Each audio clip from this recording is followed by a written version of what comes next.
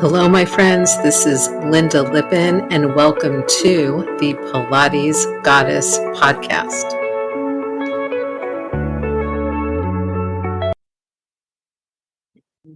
Well, hello, everybody, and welcome back one more time. We did it again to the Pilates Goddess podcast.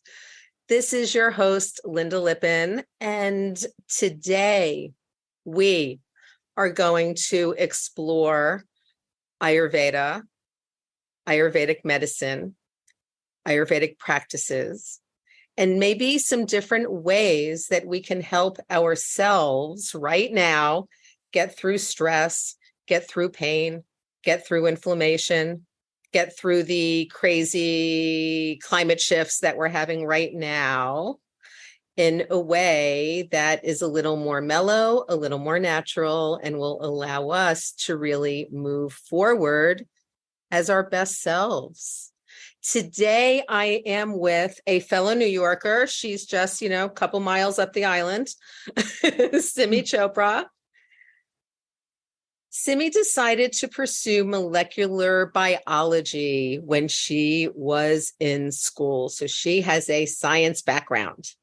And during her college days, she started experiencing sinusitis. Now, many of you, I think, have heard about my history at some point in this podcast with sinusitis. I have had bad sinuses my whole life. And at some point, I couldn't take antibiotics anymore and decided to start working with nasal irrigation and other things, and really have been blessed to not have a sinus infection since then, except for the moment when I went unmasked after COVID. Now, Simmi ended up going to an Ayurvedic doctor in her hometown who cured her in 7 days. 7 days of performing nausea, which is a powerful Ayurvedic therapy for opening up the sinuses. Since then, she has seen amazing results with chronic migraines, diabetes, cholesterol, arthritis in her family, as well as other health issues that we may get into and discuss during the podcast today. So welcome. Thank you, Simmi, to the podcast. Thank you, Lynda. It's such a pleasure to be on your show. So when did you make the definitive switch from studying molecular biology to studying Ayurveda? So that happened quite a few years later after I got my sinuses cured. After that, I was still doing molecular biology. Then I moved to United States, and I still was doing biostatistics. And then when my daughter was born, she had a lot of, because of stress, we were moving from US to UK and back. So with all that stress, and there was other school issues and just so much of change, she started developing insulin resistance, which we found out later on. And then insulin resistance led to her PCOS, and a very severe PCOS. That's when I started studying. I started studying a little bit of Ayurveda on my own, and then I joined Kerala Ayurveda and did my full doctor program with internships and dissertations, and for a 5 to 6 years program. So my mentor, he always used to say that you don't find Ayurveda, Ayurveda finds you. So that really, for me, it was so true, because initially when I was in a 12th grade, I did get, we had to give these exams to get into medical school. So I got into Ayurveda school, and I chose to pursue molecular biology. And then after so many years, like 20 plus years, and then here I am doing Ayurveda. It just came right back. Yes. It just came right back. Yes. And, I found the same thing with Pilates, because it was like kind of the first exercise that I did that really felt good, like really good. And, got me, because I'm very hypermobile. So generally I can just overstretch. And if people let me, I'll just do that. And then I hurt myself. And Pilates gave me that sense of being able to kind of open as much as I could while learning how to rein myself in all at the same time. Yeah, makes kind of sense. find that balance. So now you're in Manhattan, yes. And where is your practice now? It's in Midtown, 45th Street between 5th and 6th Avenue. Oh, well, that's a nice central location. I Yes. actually used to teach Pilates at a studio that closed at 501 Fifth. So I was literally a few blocks from you for a Midtown. number of years. Now, let's just talk for people who don't know and don't understand, because we hear a lot, actually more, I think, about Ayurveda kind of in the news. There is a lot of, I feel, kind of fake news and questionable things about Ayurveda out in the media. And what exactly is Ayurveda, and what is the history of Ayurveda? Sure.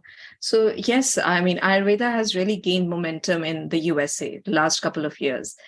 But what I'm seeing is there's a lot of hype about the body type. That has become a big part of Ayurveda. That's as if that's the only thing that describes Ayurveda. But there's so much more that Ayurveda can offer. For instance, I mean, first, let's just explain what Ayurveda is. So Ayurveda, it is a medical system from India, thousands of years old, and it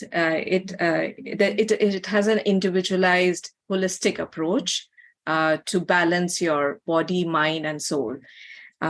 So it's like a handbook of instructions to find balance, to establish homeostasis. So what has happened lately, what I'm seeing is, but even back in India, it's become more of just about, either it's two things are happening. Either it's about diet and lifestyle. That's the only thing that it offers. A lot of people think it's just about Ayurvedic nutrition, which is a huge part. Without it, even if you have a chronic disease and we are treating you, we will not see the results if your diet and lifestyle is not according to the Ayurvedic principles. But there's so much more, especially where chronic diseases are concerned. There's so much we can offer where Western medicine is facing a challenge because in chronic diseases, it's either steroids or there's antibiotics or whatever these severe the painkillers that they give. They all have a lot of side effects. So, and in Ayurveda, we'll treat from the root cause. We remove the toxins from not just your gut, from the tissues, whatever are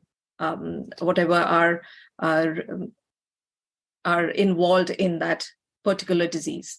So yes, there has been a lot of hype about Ayurveda, which is good in a way. I mean, at least we can start helping people. And the other thing, because I mentioned there are two things that have become there's a lot of misinformation. The second is that people think that Panchkarma is anything to do with massage.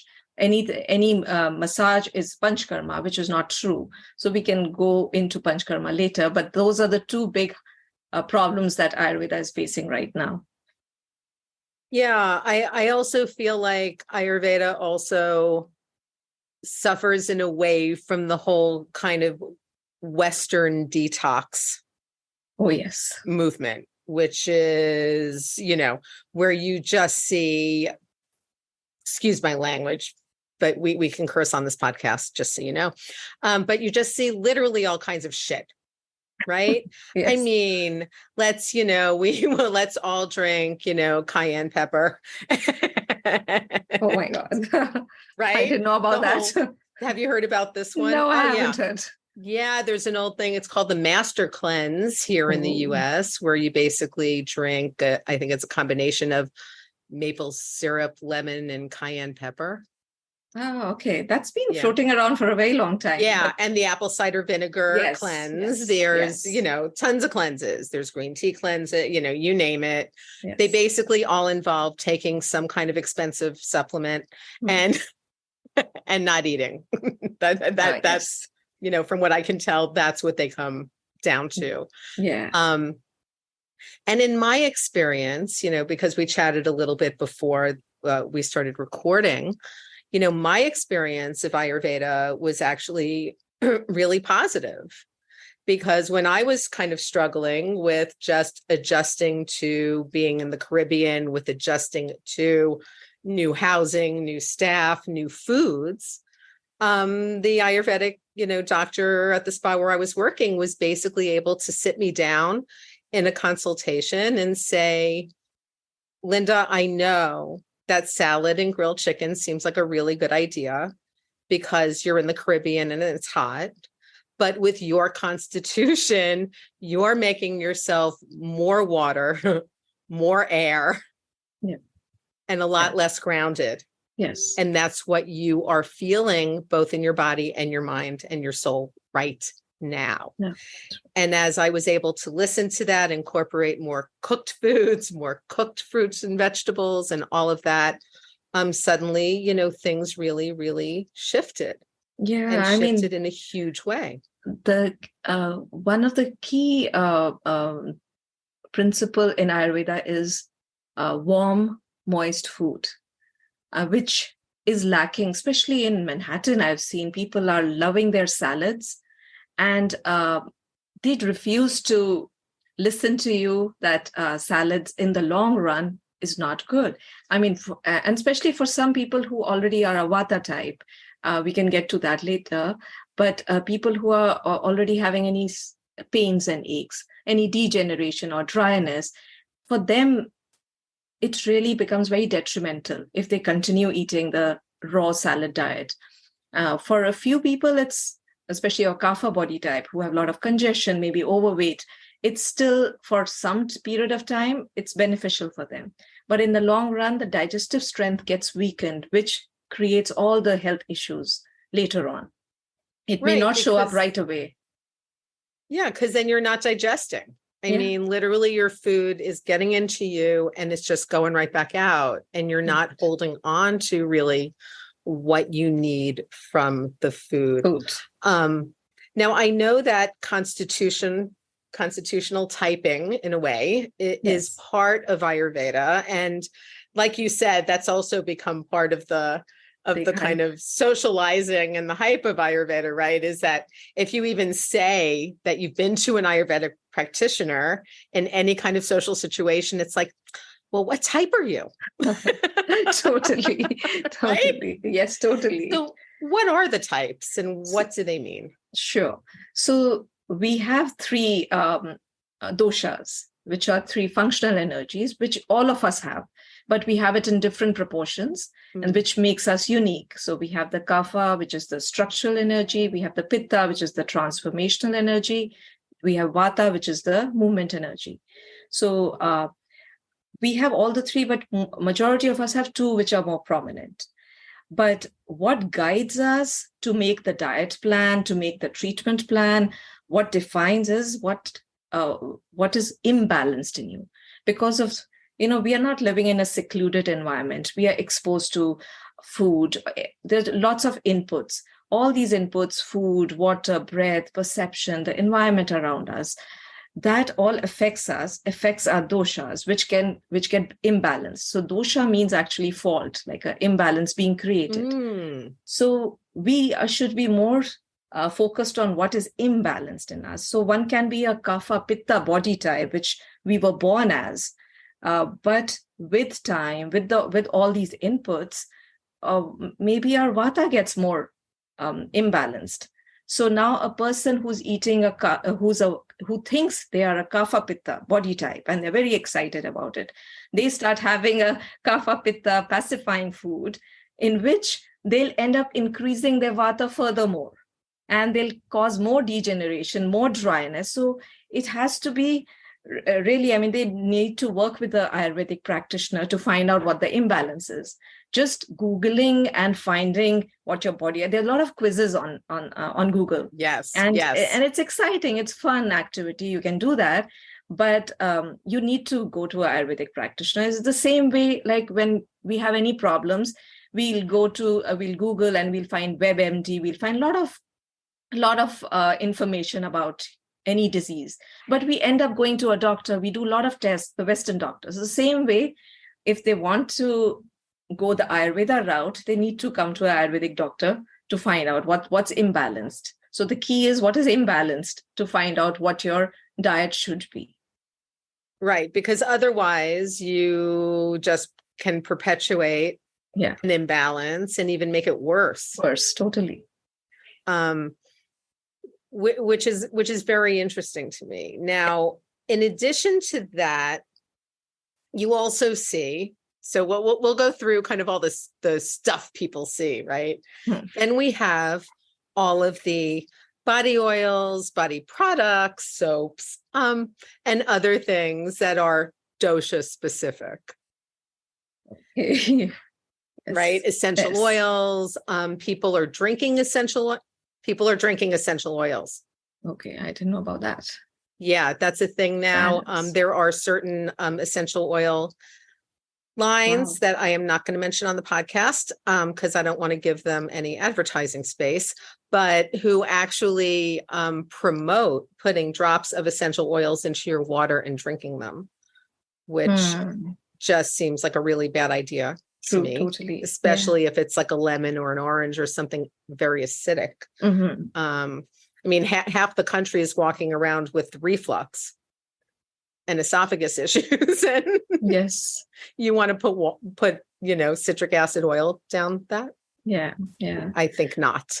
But what do those even mean? Do they do anything? Are they helpful? Or so? I mean, they are oils which are specific to certain doshas. So I don't know what's in the market because there's so much out there right now.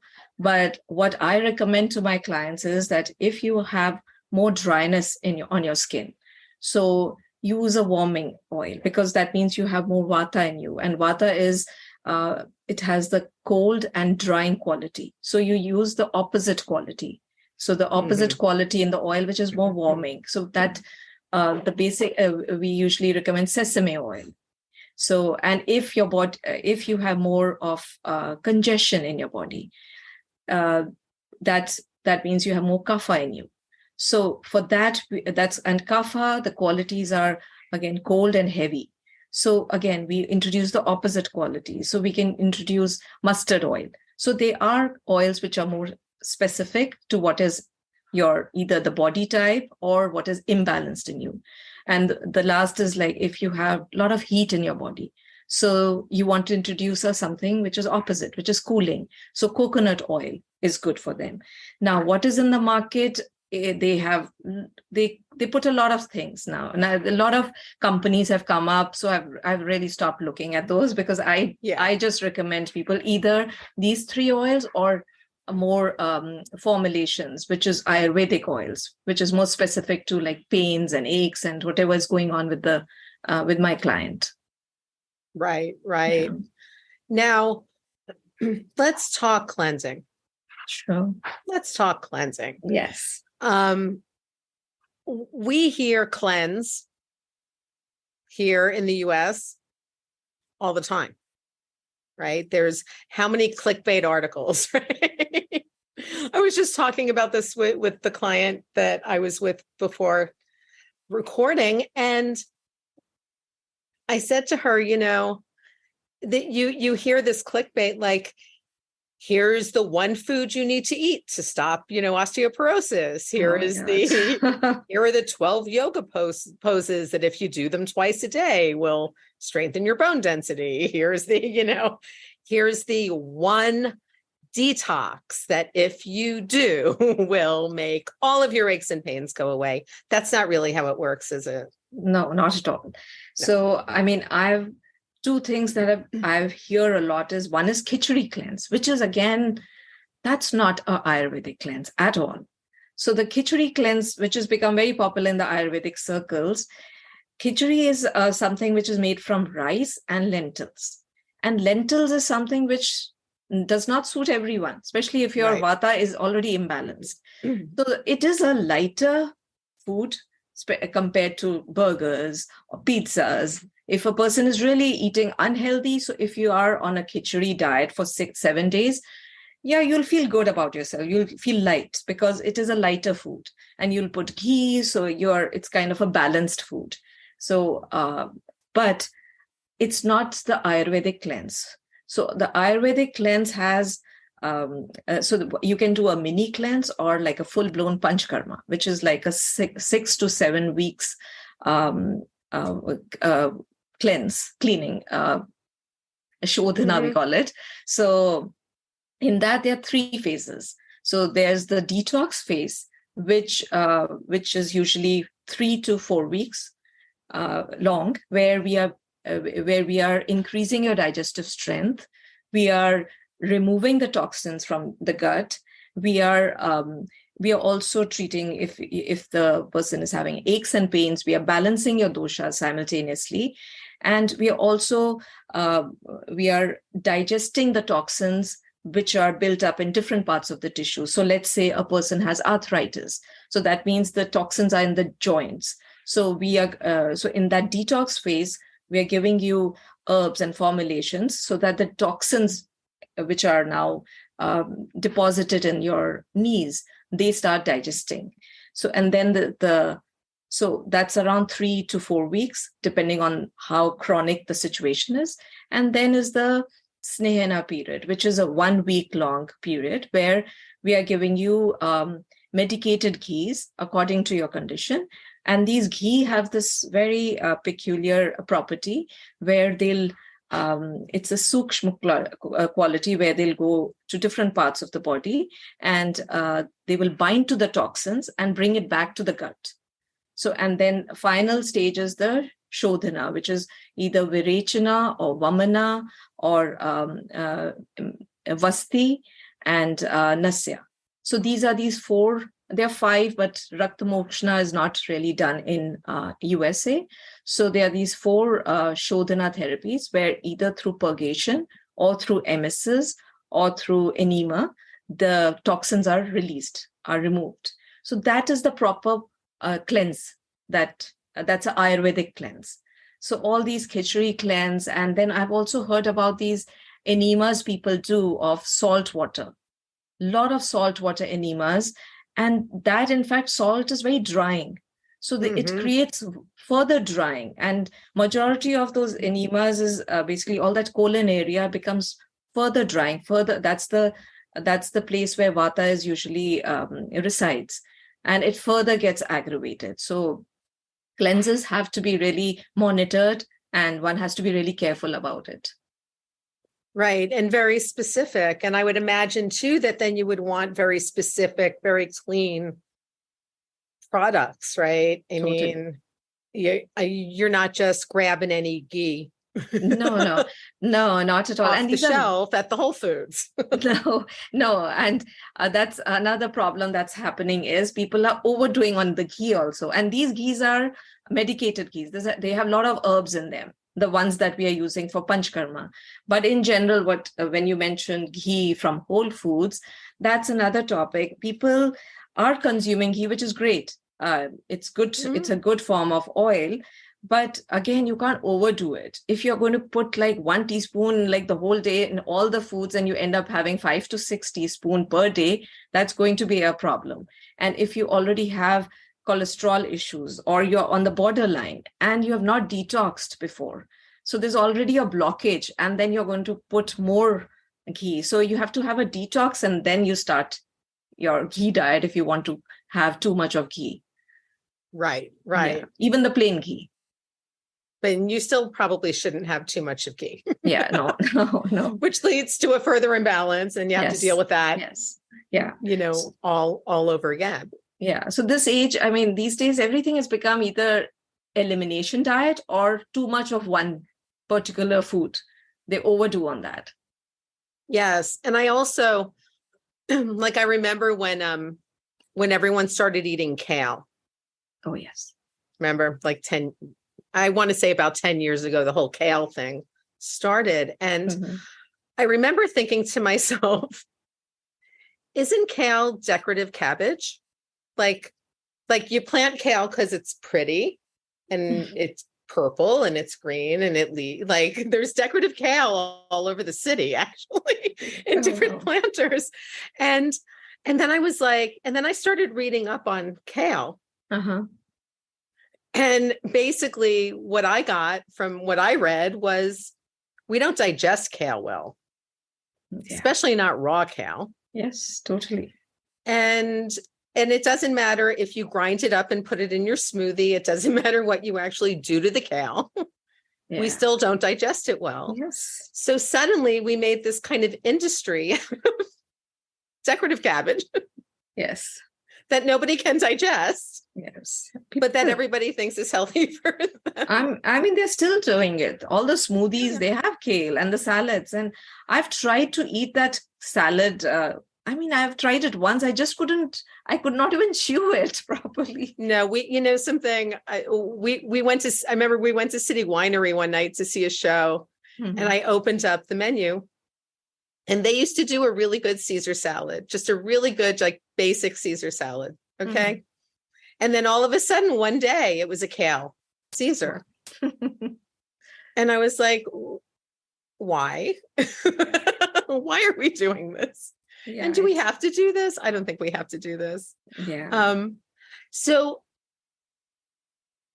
do you find, especially since you're, in New York, like I am, when your patients come to you, what are they really dealing with? Are you looking more at weight loss? Are you finally getting people who are just like, I've done it all and nothing's working?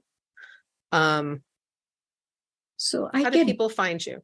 So I get both kinds. I get some people who have never had exposure to Ayurveda, and some people who have tried different kind of modalities and then come to Ayurveda. So both kinds are coming, and because you started the topic from the raw salads, so I've seen a lot of clients have that problem. So they are eating raw salads and they think that's the very healthy thing to do. And to try to convince them to get out of that raw salad, raw smoothies becomes quite challenging quite often because they think that all the vitamins are in it. And once you are going to cook them, all the vitamins are going to be destroyed. So I have to sometimes I'll send them articles to show that even Western science has said, there are a lot of research articles where they say that once you cook, a lot of, one is that they digest well. And second is a lot of vitamins, the efficacy of the vitamins increases after cooking, except for vitamin C, but a lot of others, only when they are cooked or they are soaked, when they are boiled, that the proteins or the molecules, they open up so that the efficacy will increase. Yeah. I mean, the majority of my clients are women over 50 with osteoporosis and chronic pain. And they are, all searching for the next greatest thing that's going to help them, increase their bone density and do all these things. And we were talking about prunes one day. I'm a fan of the dried prune. I love a dried plum. And they were saying, well, couldn't we just eat plums and get the same amount of the K2 and potassium that are in the prune? And I was like, no, actually you can't. It's in that process of drying it and making it more digestible that brings that out. Yeah. Is that K2 probably, clearly exists in the fruit somewhere. Yeah. But it's only in that drying process that brings that K2 up to a place where we can actually absorb it and have it, help our bones. And then, and that then always leads to it's like the light bulb goes off. Oh, are there other foods where when we cook them or dry them or process them in some way that they actually become more digestible? And some of it makes me think like, do you eat raw rice? Yeah, totally. I mean, even if you see your ancestors and all, they always, your parents, your grandparents' generation, they always cooked. I don't know why this sudden passion for having raw foods has started.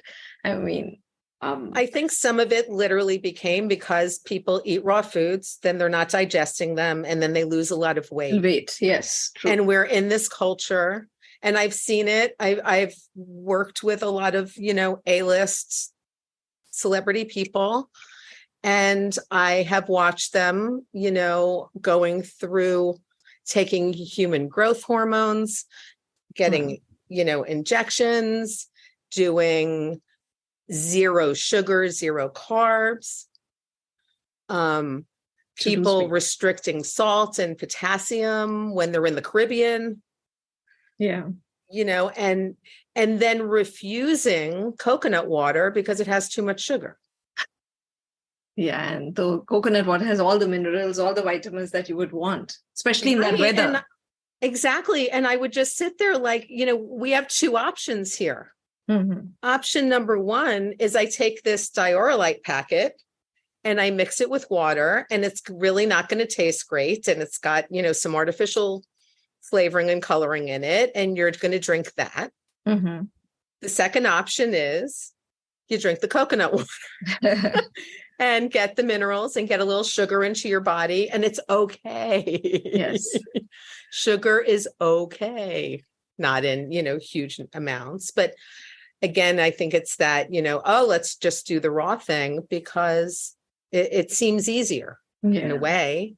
I guess because like you pointed out, that because they lose weight, they feel a little more energetic initially for a couple of months or maybe sometimes years.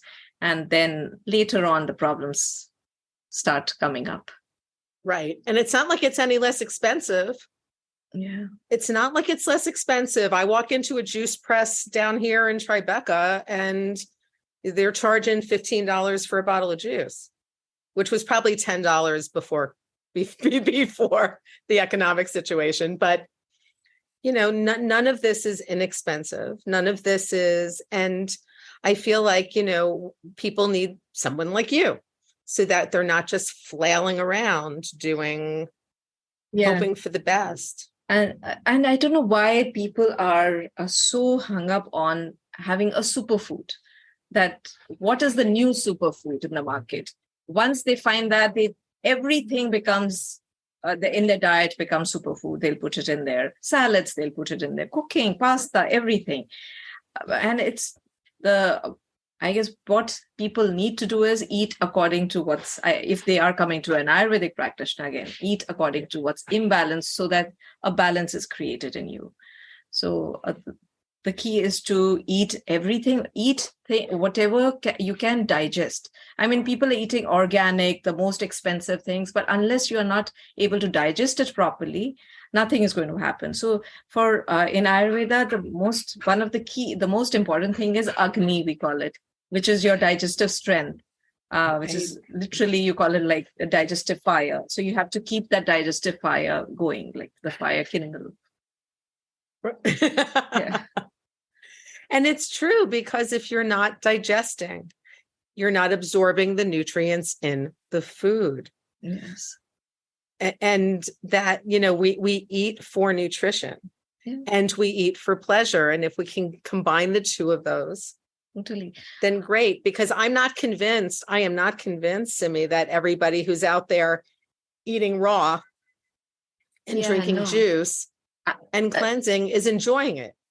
That I don't know. I mean, I don't even like the taste, so I am totally a no for that. But just the cooking, it brings out the flavor in the food. And then when you put some the spices, especially there's a lot of it in Indian cooking, all those spices, even people from India, we don't understand why we are putting it. We think it's mainly for the flavor, but it's it's basically doing its digest. We are able to digest that particular food better. So, and there's a reasoning behind it. It creates a balance. So let's say we are eating spinach. So usually in our cooking, we usually end up putting coriander seeds in it. And the reason is spinach is warm and coriander seeds is cooling. So it balances it.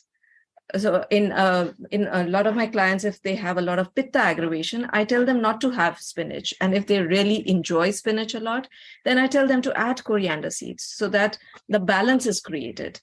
So one needs to cook, one needs to bring the flavor out, one needs to add spices, add oils, the right amount of oils, so that one is it becomes tastier, and one that it becomes easy to digest. Once it's digested, those food is going to get assimilated properly, and then you're going to be more healthier. Otherwise, it just sits in your gut. Half of it is left undigested. And that undigested food we call ama, which is like the toxins, which is the cause of all the health problems eventually arising. So hopefully people are going to start cooking more. Yeah. And then it's also, like you said, it's finding those combinations. Like, when people, of course, here's another kind of co-opting, right? But when everyone started using turmeric for inflammation. Yes. But then it was like, oh, no, but you have to balance out the turmeric with some black pepper because it helps it assimilate into the body. And, so when I tore my meniscus a few months ago, and when I first went to the orthopedic doctor at Mount Sinai, he handed me a list of all of which I thought was great, of the scientifically proven things that I could take or do that might help. And he was like, if you're doing tea, it should be turmeric and ginger with some honey. If you're doing turmeric as a supplement, make sure it has the black pepper and the curcumin in it. Otherwise, it's not as effective and you might as well not take it. Yes. And it was very interesting for me to have that, you know what I mean? To have that like, oh, yeah, that's why. And as I'm speaking to you, I'm also realizing that from the Ayurvedic perspective, that would be why as well. Yeah. That you need certain balances and certain combinations to get certain effects. And we can't just find that on the internet. Totally. And turmeric being, because we are on the topic of turmeric, I would like to add, one is there's nothing like cooking with the actual turmeric powder rather than having the capsules. Because when we are cooking, we are adding ghee, we are adding black pepper. So anyways, that natural combination is happening. And second is, if we are going to people, when they start overdoing turmeric, especially in capsule form, turmeric is very drying. So again, if you're a person who is a Vata body type, or there's an imbalance there, and if you keep on and on having it for many years, it's going to be detrimental, and then turmeric has a bad name eventually. Right. So one has to be careful who is having, how much to have, not to overdo it. So, Simmi, this has been really illuminating. Thank you. So many levels for me, and I hope for my listeners, but I tend to find if it's illuminating for me, it's illuminating for you guys too. How can people best get in touch with you if they would like to learn more? Sure. So I have a website, Siddh Ayur, that's my company name, SIDHAYUR, siddhayur.com. And all my information is there. So either email or my phone number is there. So you can book an appointment for consultation. So that's the best way to start, so that we can find what's imbalanced and then work from there to create a balance in not just your body, but body and mind. And do you work with people remotely as well? Yes. If they're not in New York? Totally. Because of COVID, since COVID, the Zoom consultations have become quite popular. I mean, even within city, sometimes people, they feel lazy to come to the office. And I'm like, okay, let's just do Zoom. like Well, what you were Midtown- mentioning. Yeah. You know, and Midtown can be a lot. Yeah, especially parking and all people. That's why they prefer Zoom sometimes. Yes, yes. So as always, guys, all the links will be in the show notes so that you can easily find Simmi Chopra and, you know, get yourself back on track with some Ayurveda. So thank you so much for being Thank you. here Thank you, Lynda. It was a pleasure. on the podcast. And everybody, thanks once again. As always, you know that I am grateful for all of you who listen and help support the podcast. And if you love it, as always, I'm going to ask you to head on over to Spotify, Podchaser, or Apple Podcasts and leave a rating. And if you would, a written review. It does really help me out. Have a great rest of your day, and I will talk to you guys soon. Thank you so much for listening to the Pilates Goddess podcast. Music brought to you by Nerd Salad. Please leave a review on Apple Podcasts, especially if you liked it. And please like, share, and subscribe wherever you listen to your podcasts. Thanks.